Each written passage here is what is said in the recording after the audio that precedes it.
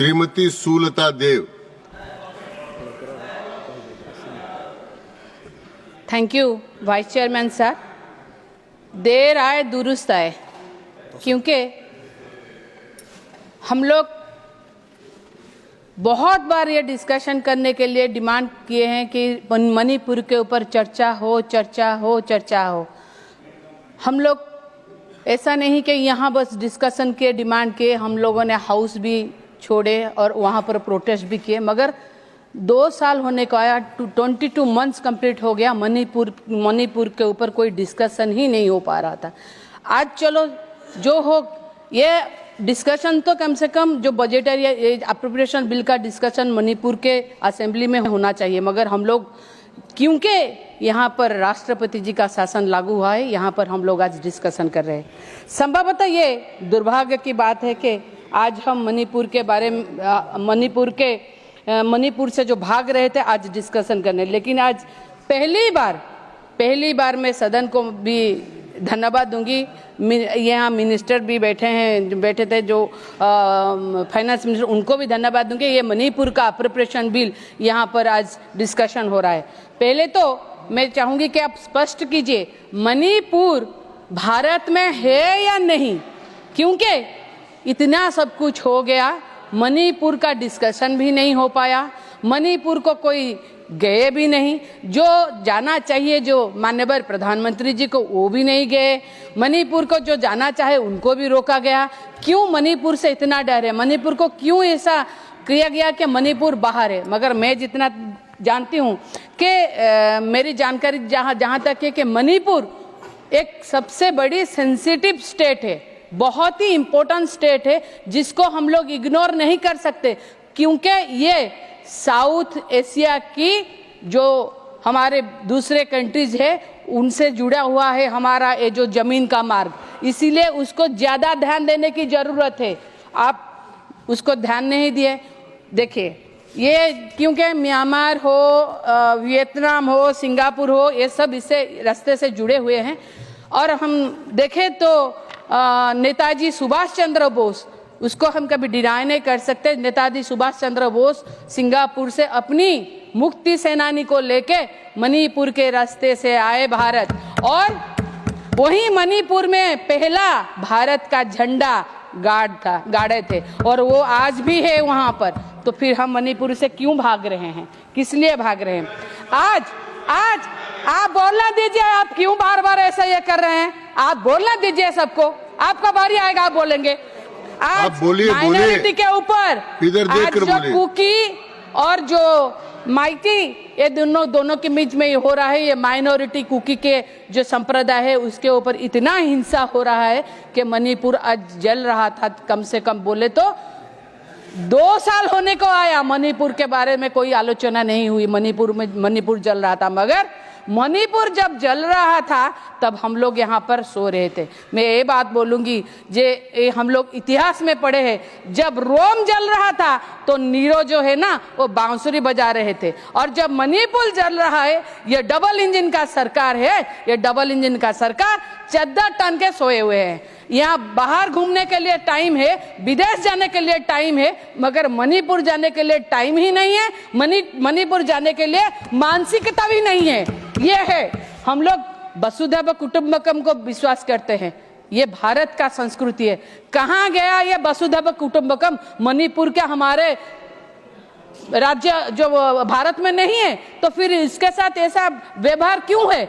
क्यों आज यहाँ पर आग लगी हुई है? क्यों आके इतने जाने गई हुई हैं? जो कि मेरे पास जो डाटा है मैं वो डाटा देती हूँ कि lost of lives, at least 258 people have lost their lives, including innocent civilians and militants. The print displacement, over 60,000 individuals have been forced out to their homes, leading to severe humanitarian crisis. AP News, security lapses, near 3,000 weapons were looted from police armories, indicating a severe law and order failure. Telegraph India. अच्छा, आप देखिए ये law and order को हम देख रहे हैं, मगर मणिपुर का बजट का आलोचना हो रहा है। मणिपुर का बजट का जब आलोचना हो रहा है तो देखना चाहिए कि मणिपुर के बजट में सोशल जो डेवलपमेंट है, सामाजिक विकास के लिए ज्यादा होना चाहिए, क्योंकि ये जो कांड हुआ है ना, आज हम बजट का आलोचना कर रहे हैं, अप्रोप्रिएशन बजट का आलोचना कर रहे हैं, जब देखें तो वहाँ के महिलाओं के लिए ज्यादा पैसा चाहिए, बच्चों के लिए चाहिए, जो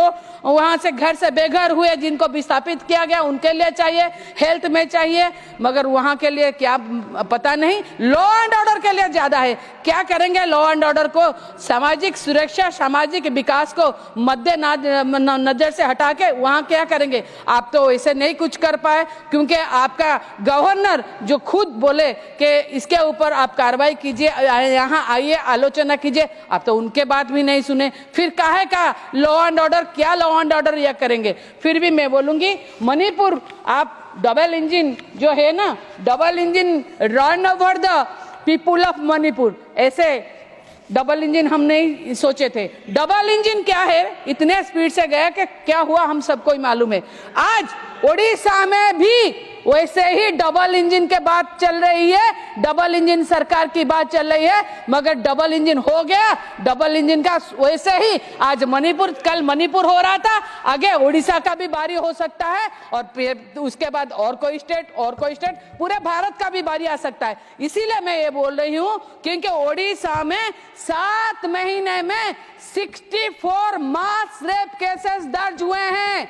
जब होली खेला जा रहा था, 7 आदमियों को मर्डर हुआ एक ही दिन में, होली में। और जब देखे हमारे मुख्यमंत्री डीजीपी और पुलिस के बड़े अधिकारियों के साथ रंग खेलने में मशगूल है। ये रंग खेल रहे थे या खून का होली खेल रहे थे? ऐसा है, 5 साल की 2 लड़कियां, वो एक अनुगुल की और एक जाजपुर की, दोनों को रेप करके, मास रेप करके मार दिया गया। ऐसा मणिपुर जैसे जल रहा है वैसे ही जलेगा, क्योंकि मणिपुर में जो महिलाओं की जो नग्न और विवस्त्र तस्वीरें आई, ये शर्मनाक बात है। कैसे सरकार को शर्म नहीं आते मुझे नहीं पता, मगर ये कहीं ना कहीं हमारे भारत में एक धब्बा लगा दिया है मणिपुर। मैं आज भी ये बोलूंगी कि मणिपुर के बारे में सरकार को सोचना चाहिए, नहीं सरकार को कदम भी उठाना चाहिए, क्योंकि मणिपुर में न्यूट्रिशन बजट जो है 25% कम कर दिया गया है। सोशल सिक्योरिटी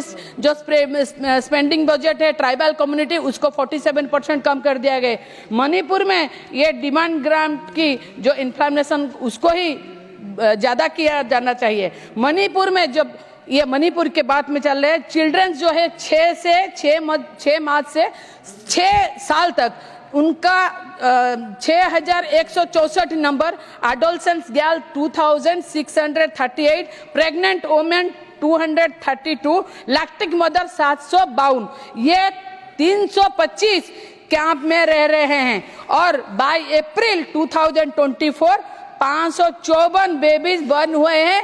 रिलीफ कैंप, जहां रिलीफ कैंप है उसमें बर्न हुए, उसमें 2 मैटरनल डेथ भी हुए हैं, जो रिकॉर्ड है, ऑफिशियल रिकॉर्ड है। 2022 के बाद प्रधानमंत्री जी ने अपने कदम नहीं रखे मणिपुर में, लेकिन 40 बार वो फॉरेन टूर कर चुके हैं। क्यों? मणिपुर क्या हमारे कंट्री में नहीं है? मणिपुर वो नहीं जा सकते?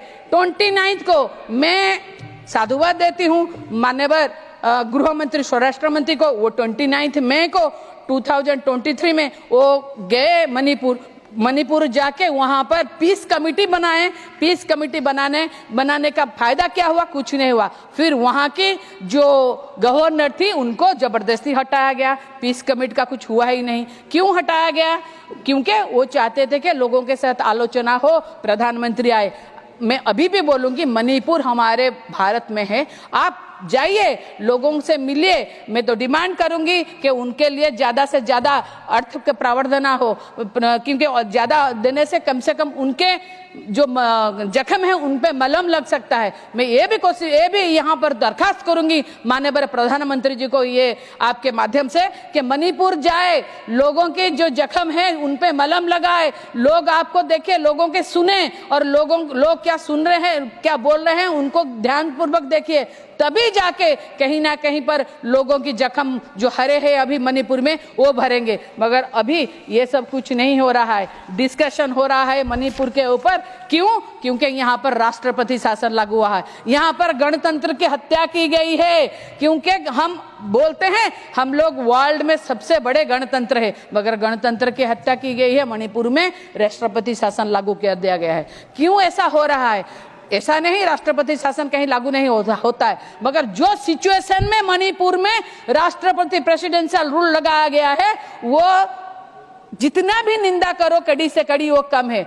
इसको जरूर देखिएगा, इतिहास में भी काले अक्षर में लिखा रहेगा। मैं फिर भी बोलूंगी कि आज जो चर्चा के माध्यम से हम लोग बोल रहे हैं, इसलिए फिर नहीं मैं बस कंक्लूड कर रही हूँ। मणिपुर के ऊपर ध्यान देना चाहिए, बजट ज्यादा देना चाहिए, महिला शिशु के ऊपर भी ध्यान देना चाहिए। Thank you so much.